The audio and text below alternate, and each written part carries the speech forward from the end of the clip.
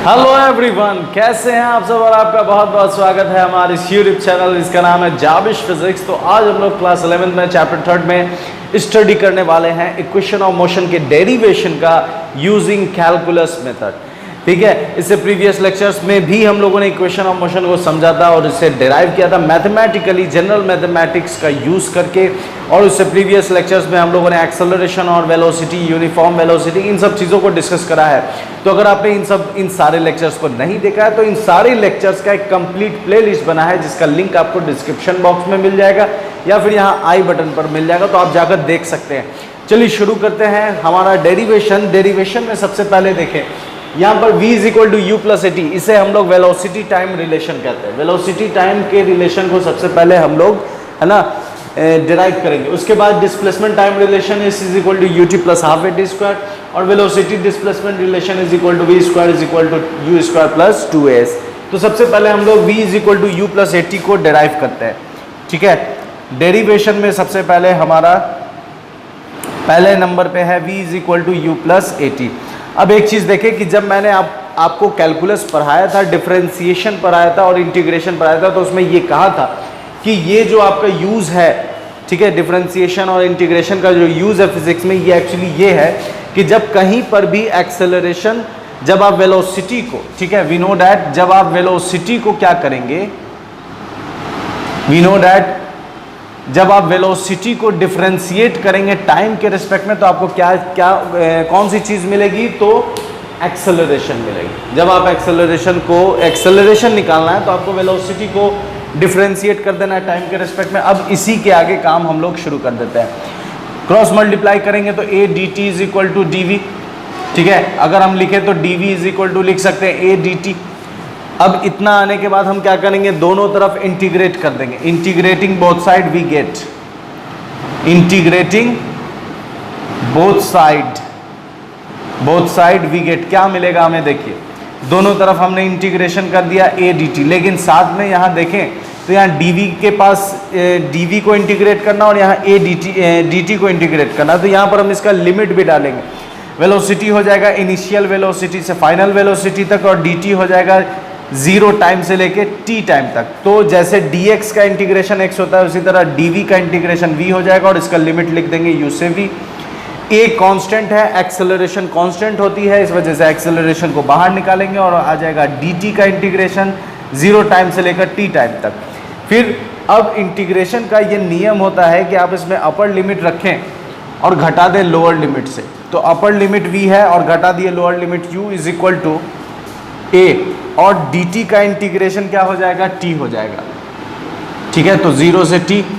अब v minus u is equal to a, और फिर से अपर लिमिट रखेंगे, घटाएंगे लोअर लिमिट, तो v minus u is equal to आ जाएगा at, माइनस यू उधर भेज देंगे तो हो जाएगा u प्लस ए टी। तो ये हमारा पहला इक्वेशन सॉल्व हो गया। किस मेथड से, तो हमने इसे सॉल्व करा है कैलकुलस मेथड से, v is equal to u plus a t. अब हम लोग displacement time relation s is equal to u t plus half a t square को कैलकुलस मेथड से सॉल्व करेंगे। ठीक है, s is equal to u t plus हम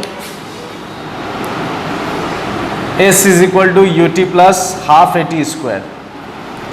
तो फिर से जैसे हमने यहाँ पर ये फॉर्मूला यूज़ करा, उसी तरह अगर हम वेलोसिटी निकालने के लिए कैसे डिफ्रेंशिएट करेंगे, तो डिस्प्लेसमेंट को अगर हम डिस्प्लेसमेंट को टाइम से डिफ्रेंशिएट करें तो हमें क्या मिलेगा, वेलोसिटी मिलेगा। ठीक है, तो फिर से इसे क्रॉस मल्टीप्लाई करेंगे तो v dt is equal to d x, और हमने जस्ट अभी v के किस फॉर्मूले को लिखा है, u प्लस ए टी, तो यहाँ लिख देंगे u plus a t into d t is equal to d x.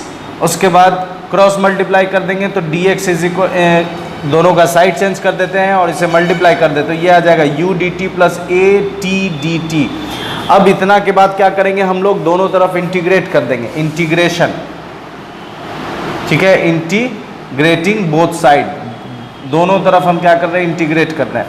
जब हम दोनों तरफ इंटीग्रेट करेंगे तो हमें मिलेगा क्या, देखें dx को इंटीग्रेट करेंगे और यहाँ आ जाएगा is equal to u d t plus a t d t.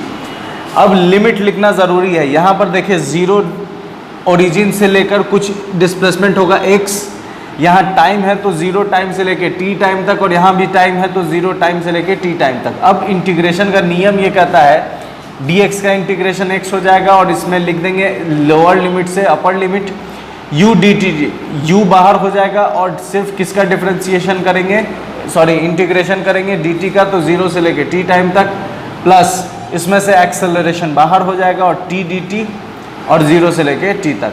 अब इसके बाद देखिए अपर लिमिट पुट करेंगे, घटाएंगे लोअर लिमिट, तो x minus 0 is equal to, ठीक है, x minus 0 is equal to ये आ जाएगा u dt का इंटीग्रेशन हो जाएगा t, तो t में भी लिमिट लिखेंगे कहाँ से कहाँ तक, 0 से लेके t तक, प्लस a, और ये वाला देखें तो ये वाला एक फॉर्मूला हम लोगों ने पढ़ा था, x to the power n dx is equal to x n plus 1 by n plus 1, इसे पढ़ा था, तो इसी के ऊपर ये सॉल्व हो जाएगा।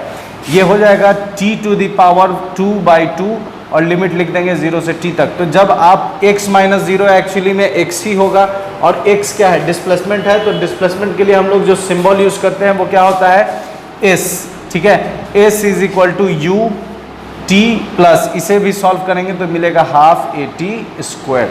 तो ये हमने दूसरे इक्वेशन को भी सॉल्व कर लिया है। अब हम लोग सॉल्व करेंगे हमारा तीसरा equation, v square is equal to u square plus 2as, ठीक है, v is equal to u plus, sorry v square is equal to u square plus 2as।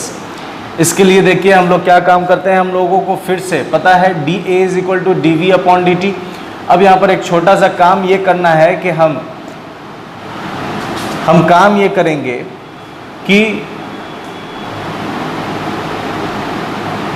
यहाँ पर फिर से देखिए, तो यहाँ पर इस पूरे इक्वेशन में कहीं भी टाइम नहीं है, और यहाँ हम टाइम लिखे हुए, तो टाइम को हटाना है, तो टाइम को हटाने के लिए हम क्या करेंगे, dx से इंटू और dx से डिवाइड। जब हम इतना काम कर देंगे तो a is equal to dv upon dx लिख सकते हैं, इन दोनों का जगह चेंज कर देंगे, और dx बाई dt, ठीक है। और हम ये जानते हैं कि dv upon dx into dx by dt क्या होता है, एक्चुअली में v होता है वेलोसिटी का ये फॉर्मूला, इसलिए v लिख दिए। अब दोनों तरफ क्रॉस मल्टीप्लाई कर देंगे तो a dx is equal to आ जाएगा v dv। अब दोनों तरफ हम क्या कर देंगे, इंटीग्रेट कर देंगे, integrating both side, integrating both side, दोनों तरफ हम क्या कर रहे हैं, इंटीग्रेट कर रहे हैं। तो ये आ जाएगा a dx is equal to integration v dv, dx का इंटीग्रेशन 0 से x तक, और v का u से लेकर v तक, इनिशियल वेलोसिटी से लेकर फाइनल वेलोसिटी तक, ठीक है।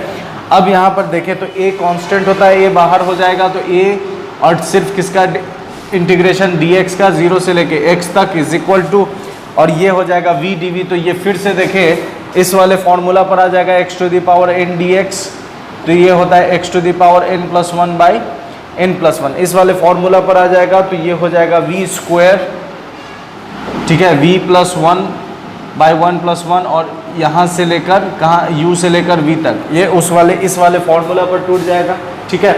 अब इसके बाद देखें dx का इंटीग्रेशन क्या होगा, तो dx का इंटीग्रेशन x होगा 0 से लेके x तक is equal to v square by 2, कहाँ से कहाँ तक, तो u से लेकर v तक। अब इसके बाद देखें तो a अपर लिमिट रखेंगे, घटाएंगे lower limit is equal to 1 upon 2 बाहर हो जाएगा, और इसमें अपर लिमिट रखेंगे, घटाएंगे लोअर लिमिट, तो ax इज इक्वल टू हो जाएगा half v square minus u square, ठीक है। और ax एक्चुअली में डिस्प्लेसमेंट है, और डिस्प्लेसमेंट के लिए हम लोग क्या यूज़ करते हैं, सिंबल s, तो as is equal to half v square minus u square, 2 को इधर अगर हम भेज दें तो 2as इज इक्वल टू हो जाएगा v square minus u square, और इसे अगर हम अरेंज करके लिख दें तो हो जाएगा v square is equal to u square minus plus 2as। तो ये हमारा तीसरा इक्वेशन भी डिराइव हो गया कैलकुलस के मेथड से, ठीक है। तो मेरे साथ बने रहने के लिए बहुत बहुत शुक्रिया, अपना ख्याल रखें, गुड बाय एंड खुदा हाफिज।